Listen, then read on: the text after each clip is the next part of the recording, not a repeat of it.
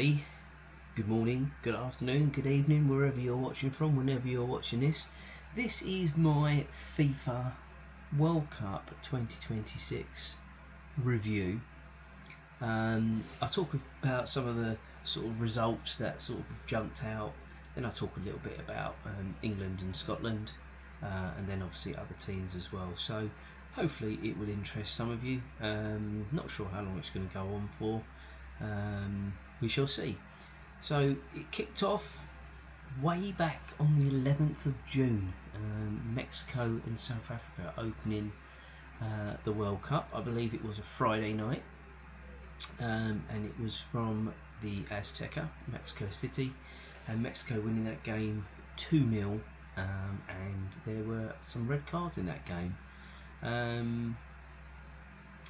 I just remember Mexico just completely overwhelming South Africa.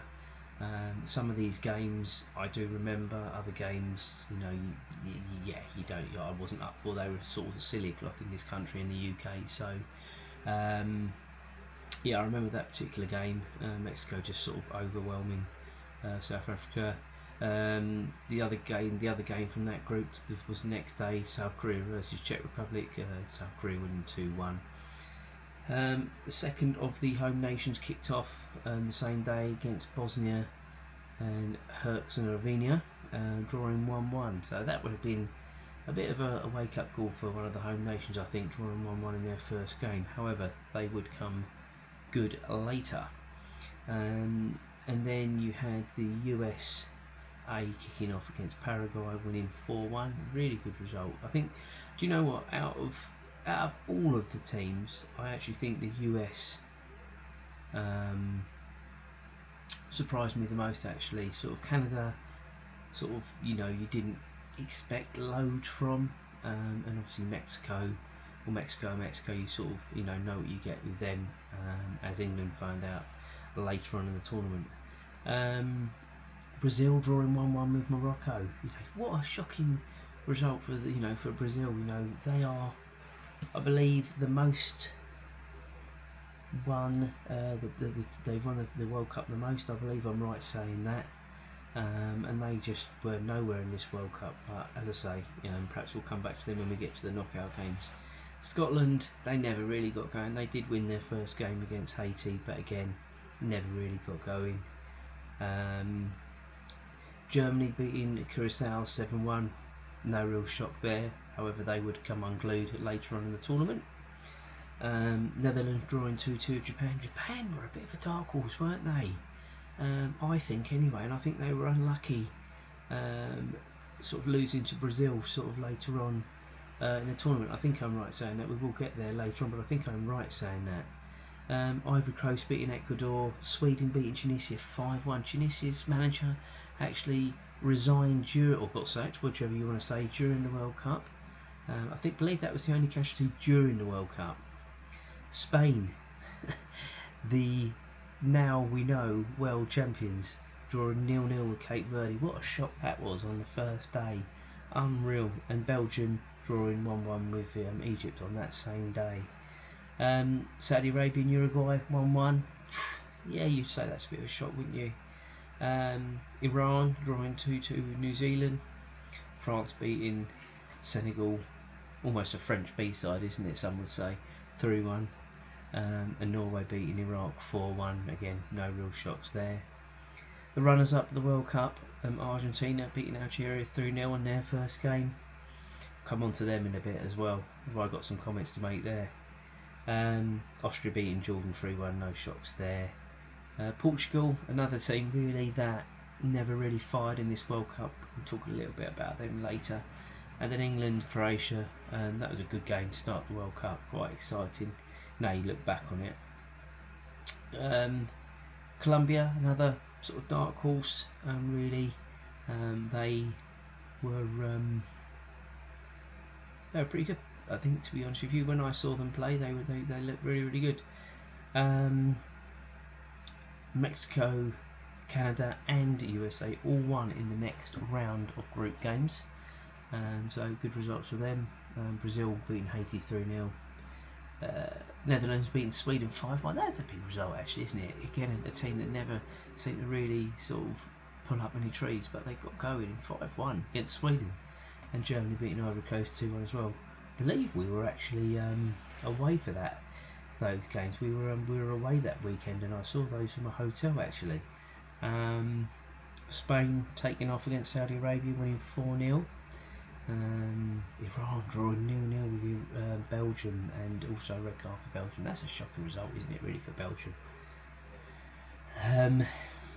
Argentina beating Austria 2-0 in that round. France winning 3-0. England drawing 0-0 with Ghana.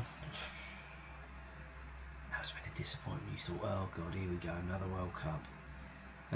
Canada losing 2-1 to Switzerland, but actually still qualifying, which we'll go on to in a bit. Brazil beating Scotland 3-0. Yeah, well, they never really got going, Scotland, did they? Ecuador beating Germany 2-1. That should have been something to come, wasn't it? Netherlands beating Tunisia, but I don't think Tunisia ever got going in the World Cup, really. USA losing to Turkey. I forgot about that result, you know. And then France beating Norway 4-1. Well, that was a bit of a dead rubber, that game, because they both qualified, hadn't they, really? So, yeah, nothing really riding on that. England beating Panama 2-0. Belgium beating New Zealand 5-1.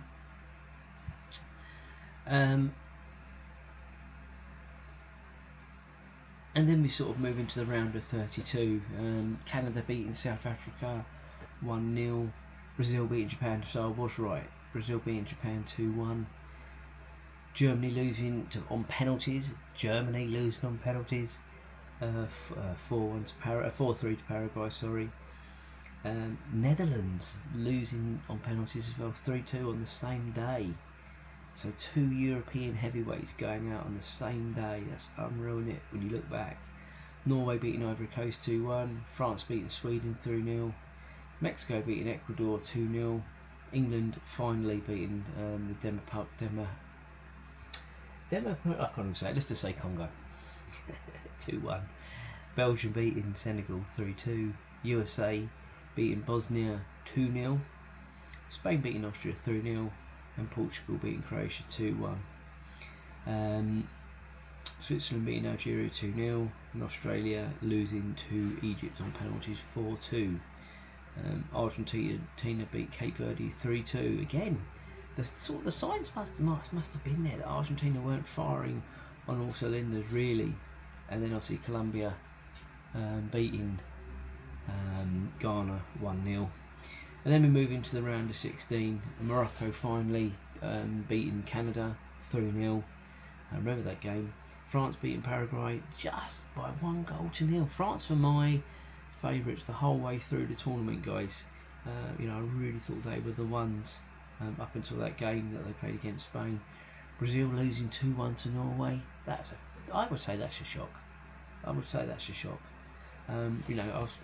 sort of start talking about some of these teams as I sort of see the shocks happen. I've already spoken about the Netherlands and Germany.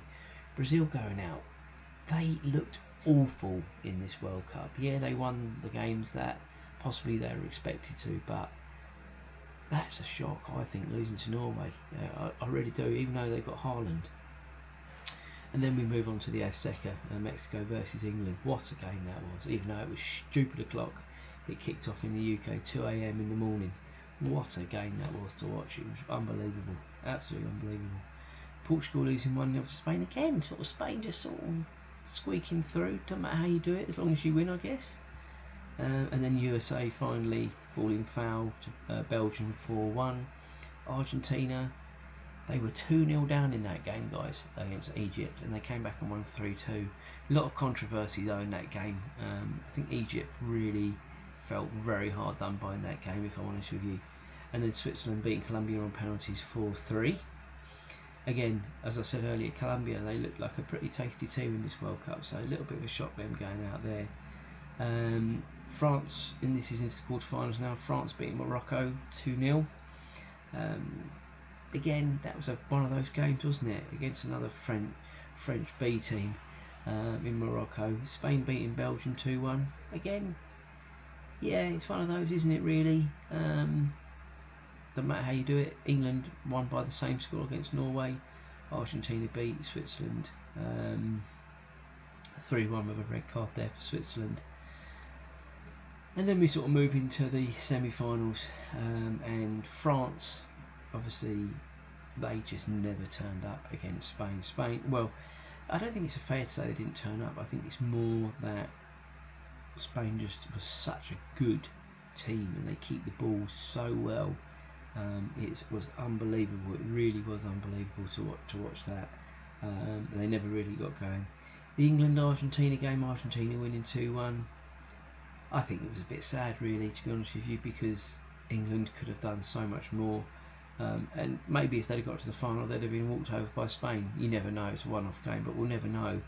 You know, England went 1-0 up in that game, and they still managed to throw it away against, I would say, a fairly average Argentina side, only really buoyed on by Messi, and we'll talk about them a little bit later, as I said earlier on. Third, fourth playoff, does anyone really care?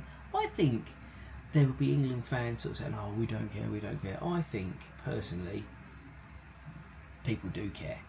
And England won that game 6-4. England were 4-0 up at half time. You know, it was just an unbelievable performance, and I know you can say, well, France probably didn't care, but they cared enough that they brought on the heavy artillery at half time, and they obviously came back into that game. And then we get to the World Cup final. It wasn't the most exciting World Cup final, and I don't think you ever think to yourself it's going to be, but unless both teams sort of really sort of say, right, we're going to, gunsling and really go at each other. I really don't think it was ever going to be a classic. Argentina were just, well, the thuggery and black arts that goes on in that team. I don't know how they get away with it. Some of the stuff that happened after the final whistle, and even the final whistle at the end of the England game with the Falklands banner and stuff like that. Doesn't matter whether you're English, French, Brazilian, whatever, you never in a FIFA game or a UEFA game use this for politicalness, and that's what Argentina have done on more than one occasion, and they seem to get away with it, and I don't know why they seem to get away with it as much as they do. But they were animals, and I mean animals and thugs. It was just very, very unpleasant and unsightly on yesterday after the match, and I really feel sorry for the Spanish players, because that sort of took the shine off obviously what was to come of them lifting the World Cup. Well, maybe it didn't, who knows, but it certainly didn't look good from the outside looking in, that is for sure. So I think in conclusion, it was an okay World Cup. Yes, there was a lot of stuff going on around it, and I've made a concerted effort not to talk any about that, because I'm just talking about the footballness. I don't want to talk about anything else, because ultimately people will have their own minds on outside interference and stuff like that, but we're not going to talk about any of that. I think it was a good World Cup. I think there was some shocks along the way. Disappointed that England went out to a bang average Argentina side, and it was just a shame that they got the tactics wrong. I don't think England ever looked brilliant in this World Cup. They looked okay. I think the only team that looked amazing up until when they lost was France, if I'm honest with you. Spain sort of grew into the tournament and obviously came out deserved winners on the day. I'm quite happy as an Englishman sort of coming third in the World Cup. Yeah, you can always say what if, but it's not a bad achievement actually. When you saw Spain and how they sort of played against Argentina, would England have played any differently than they played against Argentina? We'll never know, will we?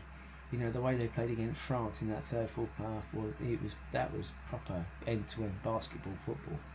So I hope you've enjoyed it, guys. As I say, this is just my review, my take. I've not gone through every single result, but ultimately I've picked out the important ones and some of the notable sort of stories as I've seen them. So hope you've enjoyed it. We may do some bits and pieces about this next season. I'm a Liverpool supporter, so maybe I'll start doing a little bit more on that. I don't know, it just sort of depends on timings and stuff like that. But if I can do some sort of live watch alongs, I will certainly try. But for now, enjoy this one, and we will see you next time. Cheers, guys.